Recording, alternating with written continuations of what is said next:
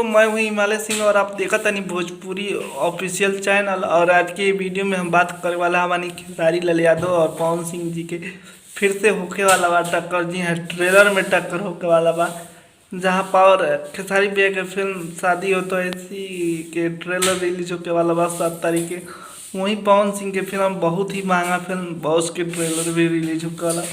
तो पहले हम बात करी शादी हो तो ऐसी के बारे में। तो शादी हो तो ऐसी में आप लोगों के खेसारी भैया और दो नया एक्ट्रेस देखे के मिले हैं लोग। और ये फिल्म के ट्रेलर भी फॉर यू भोजपुरी के यूट्यूब चैनल पर रिलीज करी जाई। और वहीं बात करी पावर स्टार पवन सिंह की फिल्म बॉस के, तो बॉस फिल्म में आप लोगों के नजर हैं 4 हीरोइन और 4 हीरोइन नजर हैं। और पावर स्टार पवन सिंह ताना में 4 हीरोइन में आप लोगों के नजर हैं आरतिया, चांदनी सिंह और यामिनी सिंह की जोड़ी और कनक पांडे की जोड़ी देखे के मिली। और इनमें काजल राघवानी के कोई स्पेशल आइटम सॉन्ग भी देखे के मिली।